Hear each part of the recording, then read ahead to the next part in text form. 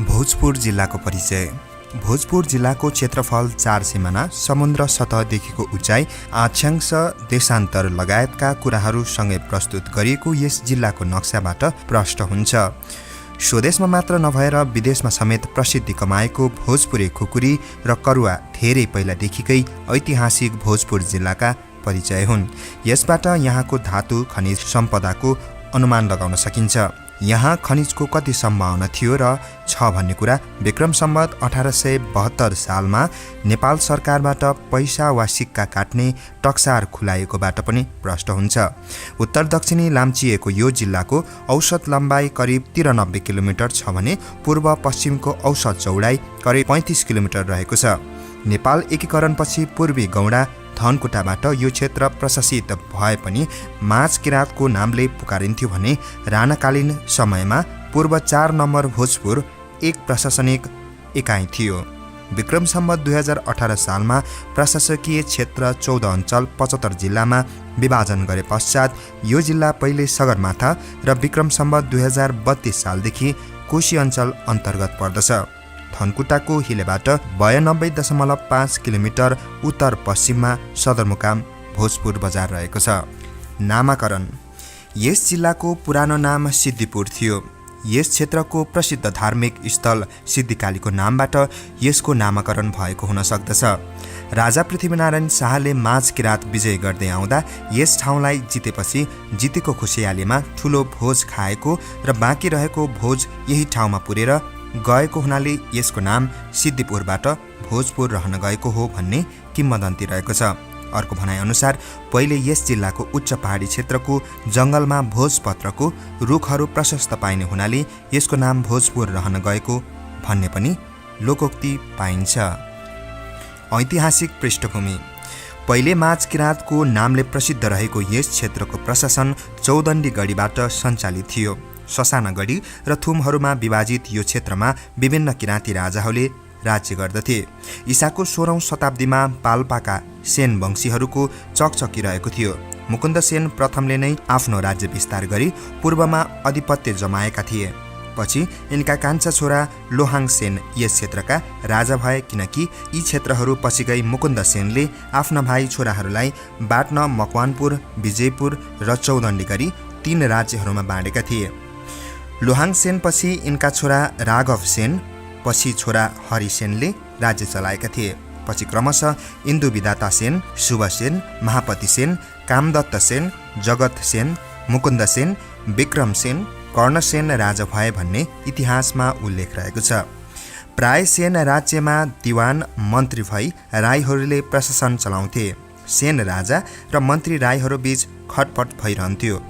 खस ब्राह्मण, गुरुङ, मगरहरू सेन राजाको अधीनमै बसे पनि किराँती मन्त्रीहरूको दबाव स्वीकार्दैनथे। यसै सिलसिलामा कर्णसेनका प्रमुख कर्मचारी सिंह कार्की र खारपाका धनाट्य ब्राह्मण हरिनन्द उपाध्याय ईस्वी सम्वत 1769 मा नुवाकोट गई राजा पृथ्वीनारायण शाहसँग आश्रय लिन पुगे।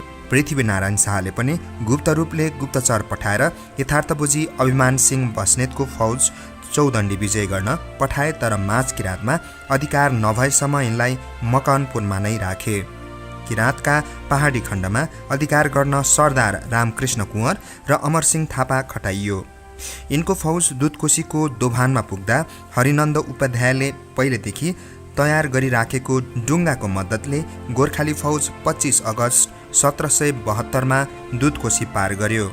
सैनिक सामान र रसद व्यवस्थापनका लागि मुर्मी, सुनुवार, थामीहरूलाई किपट दिई बन्दोबस्त मिलाइयो।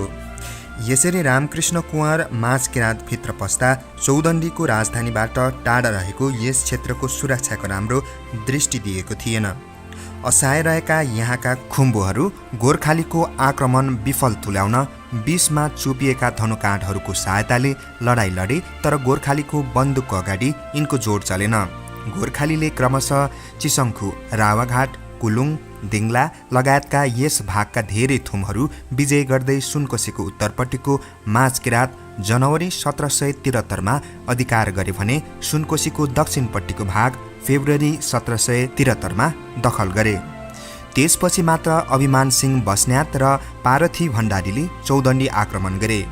चौदण्डीका राजा कर्णसेन पहिला नै भागेर विजयपुर गएकाले चौदण्डीको राजधानी पनि गोर्खालीले नै सजिलै हात पारे।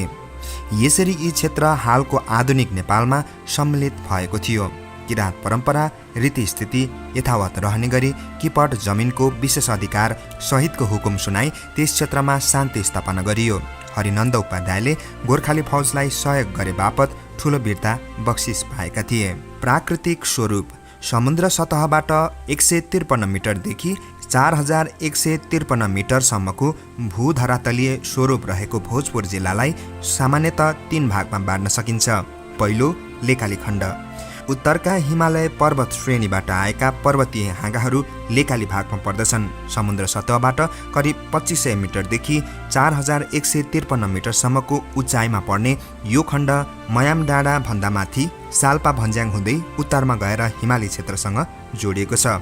दोस्रो खण्ड पहाडी खण्ड। जिल्लाको करिब आधाभन्दा बढी भाग ओगटेको करिब 1200 मिटरदेखि 2500 मिटर उचाइमा फैलिएको यो क्षेत्र साना ठुला नदी तथा खोलाहरूले काटेको हुँदा छिया परेको छ। यो खण्ड अन्तर्गत ट्याम्के डाँडा, मयाम डाँडा, राप्चा मिमचोक, साउने डाँडा, बिरोड डाँडा प्रमुख रहेका छन्। तेस्रो खण्ड बेसी वाटार। लगभग 153 मिटरदेखि 1200 मिटरसम्म साना ठुला नदी खोलाहरूले पहाडी भागलाई काटेर बनाइएको बेसी खोज टार तथा उपत्यकालाई यस जिल्लाको यो खण्डमा राख्न सकिन्छ। जिल्लाभित्र यत्रतत्र छरिएर रहेका टारहरूमा बाज बर्ने टार, पानी टार, पौडेल टार, सिक्किम टार, कीर्ति टार, खर्खे टार, बयाम टार, बाउसे टार, बोखिम टार, हलुङ टार, माझी टार, रानी टार, मक्सिन टार, जगान टार, काम्ला टार, खर्काली टार, डुस्के टार, दिवी टार, काम्ले टार, शिबु टार आदि प्रमुख रहेका छन्। प्राकृतिक स्रोत तथा सम्पदा। प्रमुख नदी नालाहरू अरुण, सुनकोशी, पिखुवा खोला, इर्खुवा खोला, जुके, बुवा, छिन्तालुङ, चिर्खुवा खोला, कावा, घरे, नेवासुखे, बल्खु, बहरे, खुकुवा, रिसुवा खोला आदि रहेका छन्। त्यसैगरी ताल र पोखरीमा साल्पा पोखरी, पञ्चकन्या पोखरी, हंस पोखरी, च्याङ्रे पोखरी, भविष्यवक्ता पोखरी आदि रहेका छन्। झरना। पहाडी भूबनोट रहेको यस जिल्लामा ससाना झरना उल्लेख्य मात्रामा भए पनि चिर्खुवा खोलाको छाँगो जिल्लाकै ठुलो र अग्लो झरना हो। यस्तै 3 छाँगा, जुगु, बोखिम झरना पनि उल्लेखनीय छन् भने बैकुण्ठेको नाग छाँगा प्रसिद्ध रहेका छन्। केही प्रमुख पर्यटकीय स्थलहरूको चिनारी। भोजपुर बजार। यस जिल्लाको सदरमुकाम भोजपुर बजार समुद्र सतहबाट करिब 1540 मिटर उचाइको चारैतिर देखिने खुल्ला डाँडामा हुनाले यो प्राकृतिक, प्रशासनिक एवं सामरिक दृष्टिकोणले गढी अड्डा बन्न उपयुक्त भएको प्रमाणित हुन्छ। जिल्लाकै प्रसिद्ध धार्मिक स्थल सिद्धिकाली देवीको मन्दिर बजारको सिरानमा रहेको छ। मन्दिर नजिकै एउटा गुफा छ। त्यो गुफा टक्सार बजारसम्म पुगेको छ भन्ने स्थानीय भनाइरहेको छ। गुफाभित्र शिवजीको मन्दिर भएकाले यस गुफालाई महादेव गुफा पनि भन्ने गरिन्छ। साल्पा पोखरी र सिलिचोङ पहाड। यस जिल्लाको उत्तर पश्चिम कुनामा अवस्थित दोभाने गाविस 8मा पर्ने साल्पा पोखरी सदरमुकामबाट करिब 58 किलोमिटर पैदल दूरीमा पर्दछ। जिल्लाकै ठुलो यो प्राकृतिक पोखरी धार्मिक, ऐतिहासिक एवं पर्यटकीय दृष्टिकोणले निकै प्रसिद्ध रहेको छ। यस जिल्लाको सबैभन्दा अग्लो सिलिचोङ पहाडको नजिकै फेदीमा रहेको यो पोखरी बौद्ध, हिन्दू, किराँत लगायतका धर्मावलम्बीहरूका लागि उत्तिकै महत्त्वपूर्ण तीर्थस्थल हो।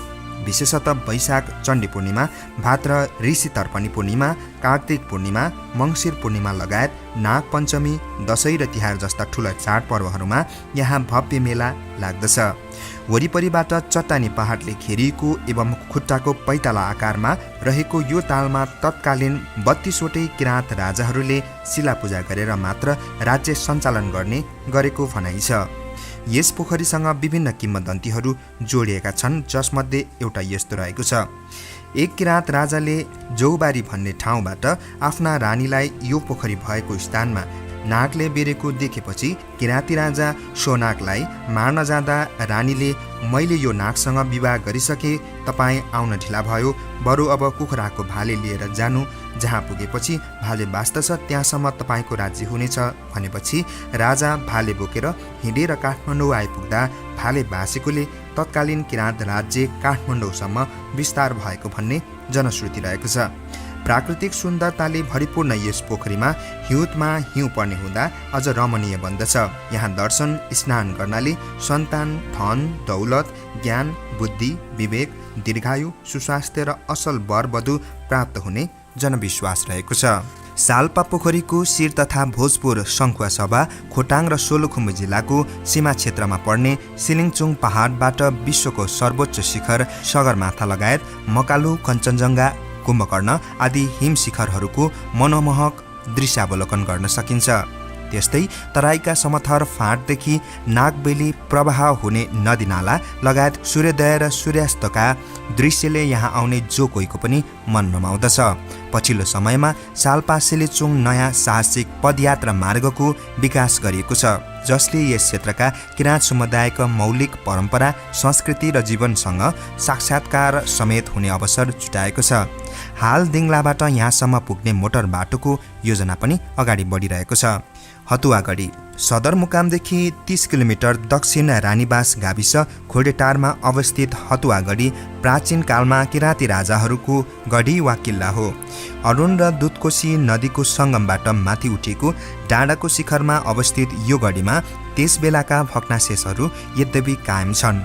यहाँबाट मनमोहक हिमाल र हरिया डाँडाको दृश्यावलोकनले असाध्यै प्रफुल्लित बनाउँदछ भने यहाँको किराँत संस्कृतिले आफू धनी भएको आभास दिलाउँछ। किराँतीहरूको मुख्य बसोबास भएको यो स्थान अदुवा खेतीका लागि निकै प्रसिद्ध रहेको छ।